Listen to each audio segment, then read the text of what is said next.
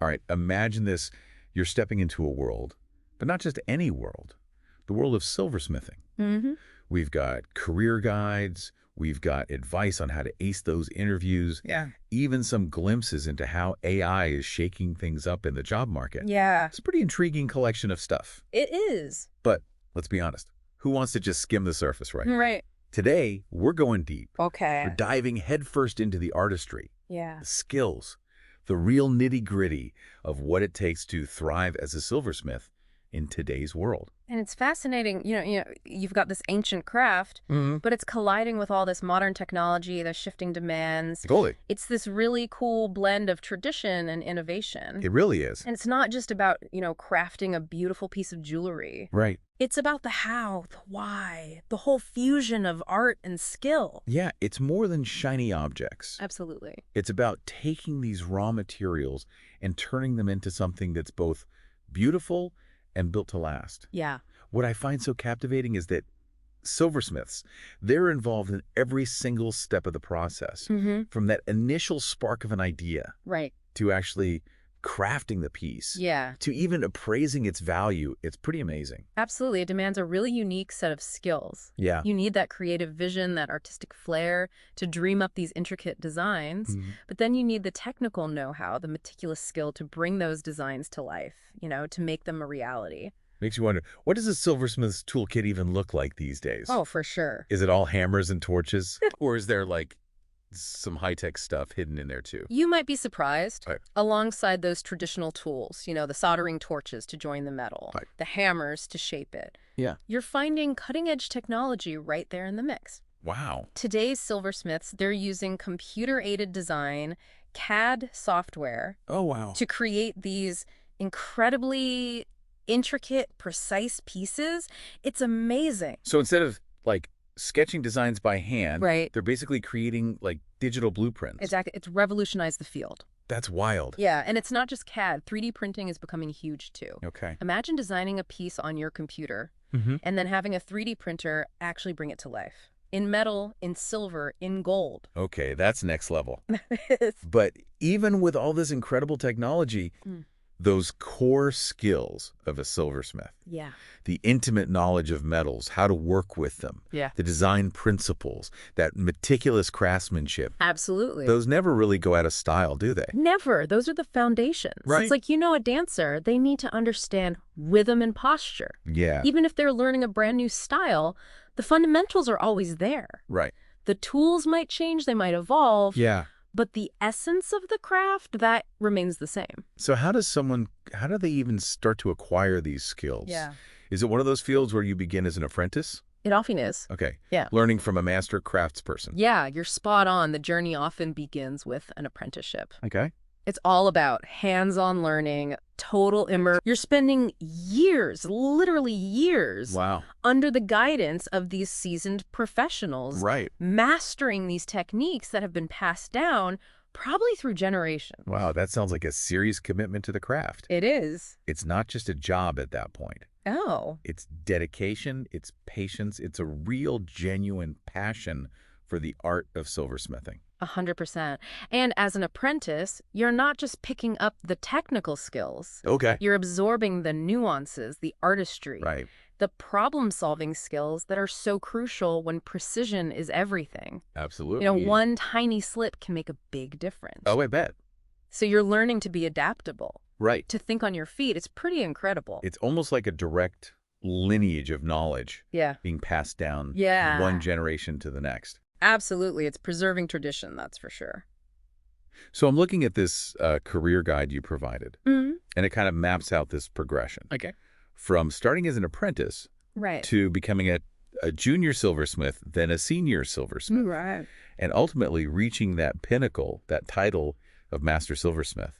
It's the dream for many, isn't it? It sounds like it. Reaching that level of mastery. Yeah. It's a real testament to the dedication, the years of honed skills these artisans possess. It's amazing. And it's not just about climbing that ladder either. Right. The silversmith's journey. It's about constantly learning and evolving, Oh, absolutely. picking up new trends, new techniques. The learning never stops, and that's what keeps it exciting. It does. It keeps it fresh.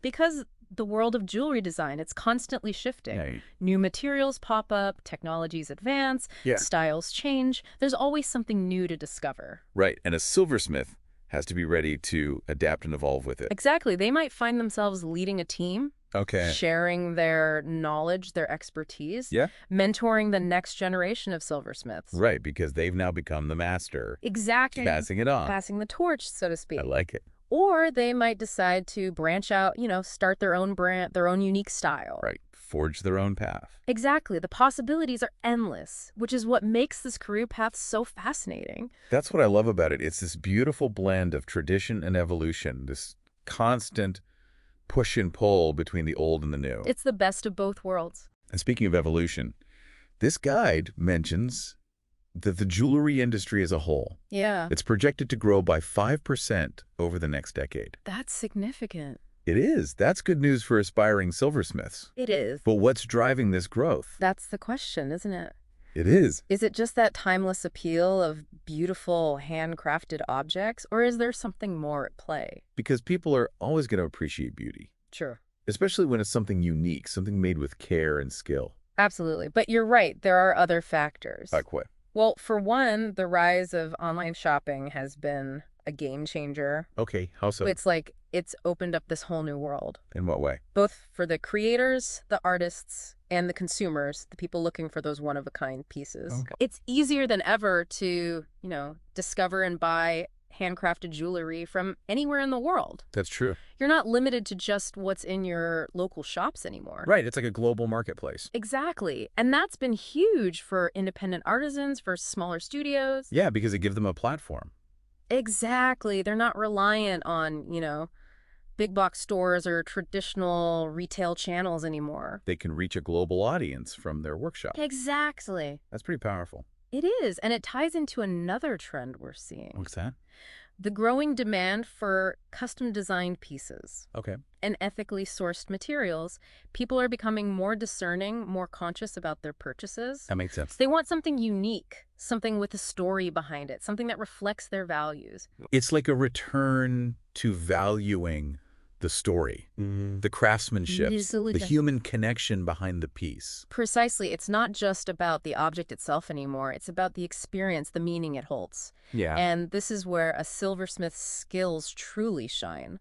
Because they're not just creating, things, they're crafting experiences, they're weaving stories into each piece. And those stories resonate with the people who wear them. They do. They create a connection. And speaking of experiences, Yeah.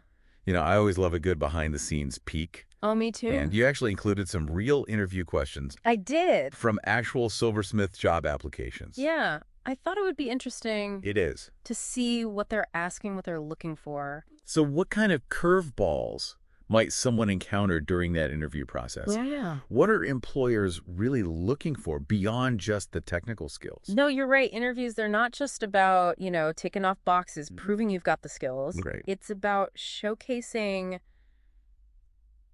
your passion, your personality. That's the stuff that really makes you stand out. Yeah, absolutely. And one question that really jumped out at me, Okay. it was, how did you first become interested in silversmithing? They're not asking, what are your qualifications? It's Right. like they're trying to uncover your why, Right. that spark that ignited your passion for this craft. Yeah, because everyone has a story. Right. Exactly. And that story, it tells them so much more than a resume ever could. It shows dedication, a genuine love for the craft. That's what employers are drawn to. It's like they're looking for that authentic connection. Exactly. They want to know that you're not just there for the paycheck, Right. that you genuinely love what you do, because that passion, it translates into quality, into dedication. Absolutely. And I noticed that a lot of the questions were kind of geared towards problem solving, Oh, too. for sure. Like, can you tell us about a particularly challenging piece you worked on and how you overcame those obstacles? Yeah. Those questions, they're designed to see how you think on your feet, Okay. how you handle pressure, because let's be real, things don't always go to plan, especially when you're dealing with, intricate designs, these sometimes unpredictable materials. You're bound to encounter some bumps along the way. Absolutely. And employers, they want someone who can adapt, who can find creative solutions, who doesn't crumble under pressure. They want someone who can roll with the punches. Exactly. Someone who sees challenges as opportunities for growth, for learning. Right, because every mistake is a lesson. Precisely. And then there's this whole other layer that's becoming increasingly important. What's that? Sustainability. Okay. I saw a lot of questions around that. Like what? Things like, how do you incorporate sustainability into your work? Interesting. What are your thoughts on ethical sourcing? Because it's not just about creating beautiful things anymore. Right. It's about creating them responsibly. 100%. Consumers are demanding it, and employers, they're looking for silversmiths who align with those values. It's about being mindful of the impact your work has on the environment, on the communities from where you're sourcing your materials. Absolutely. It's about that holistic approach, considering the entire life cycle of a piece, from design to creation to ultimately its end of life. And speaking of navigating this new world, this blend of conscious crafting and, the ever-evolving job market, you included some information on RoleCatcher. I did. Which is this, really cool digital platform. It is. That's designed to help people, especially those interested in careers like silversmithing, to really get ahead. So how does it actually work? So RoleCatcher, it's like having this digital toolkit for your entire career journey. Okay. Imagine having access to this massive library of career guides, including one specifically for silversmiths. Okay, that's awesome. Yeah, and it covers everything. Like what? From those core skills we talked about to potential career paths you can take, salary insights so you know what to expect. Right, that's always helpful. It even has these real-world examples of what a day in the life of a silversmith looks like. Oh, wow. At different stages in their career. It's pretty amazing. That's incredible. It is. It gives you this really well-rounded view of the field. So instead of just, sending out applications blindly, Right. RoleCatcher helps you really tailor your approach. It does. And actually understand the landscape you're stepping into. Exactly. It takes the guesswork out of it because you're going in informed, you're prepared. That makes all the difference. It really does. And it goes beyond just information. Okay, how so? Let's say you're on LinkedIn, right? Scrolling through job postings. Okay. And you see a silversmith position and you're like, that's the one. Well, with RoleCatcher's browser plugin, it's called RoleCatcher. You can literally capture that job posting with one click. Oh, wow. And it's saved right to your RoleCatcher account. That's so convenient. It is. No more endless tabs, no more frantically searching your history, trying to remember where you saw that perfect opportunity. Oh, I'm so guilty of that. Aren't we all? Yeah, a million tabs open. Yeah, it's overwhelming. It is. But RoleCatcher keeps everything organized, streamlined. It's great. So you're telling me it helps me find the jobs, but does it also help me actually land the interviews? Oh, absolutely. Okay, how so? Remember how we talked about tailoring your application? Yeah. RoleCatcher takes all the guesswork out of that, too. It analyzes job descriptions. Okay. It identifies those keywords, those key skills employers are looking for. And it helps you showcase how your experience aligns perfectly. Okay, that's really valuable. It is, because you're no longer just sending out these generic resumes that get lost in the void. Right. You're putting your best foot forward. You're presenting yourself in the best possible light. It's like you said, it's about tailoring your approach. Exactly. It's about showing them that you're not just qualified, you're the perfect fit. You're the missing piece of the puzzle. Exactly. And for those who, maybe get a little nervous about the actual interview process. Oh, yeah, those nerves are real. They are. You can get sweaty palms just thinking about it. Exactly. But RoleCatcher, it has this incredible resource. What is it? A massive library of over 120,000 interview questions. Wow, that's a lot. It is, and they're all tailored to specific careers and skills. Okay. So if you're applying for a silversmithing role, you can practice answering questions that are specific to that field. Okay, so you can walk in feeling a lot more prepared. Exactly. No more being caught off guard. Right. No more stumbling over those unexpected questions. You'll be cool, calm, and collected. Ready to impress. Exactly. And with their Copilot AI subscription, it gets even better. How so? You get personalized feedback on your practice answers. Really? And AI-driven suggestions to help you craft those perfect responses.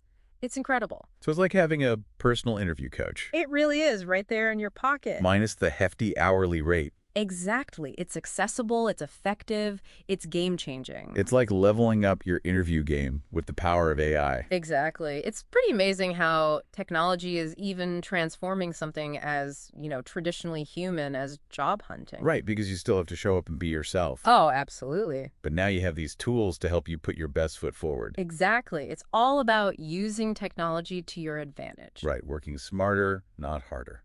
Couldn't have said it better myself. It's like giving yourself that extra edge in a world that's, becoming increasingly competitive. Exactly. It levels the playing field a bit. It does. Yeah. And it makes you think, how is this all going to shape the future of silversmithing? Right, because we've talked a lot about technology. Yeah. How it's impacting the tools, the techniques. Yeah. But what about the bigger picture? Well, that's the million-dollar question, isn't it? It is. Will we see a future where, like, robots are crafting jewelry? Okay.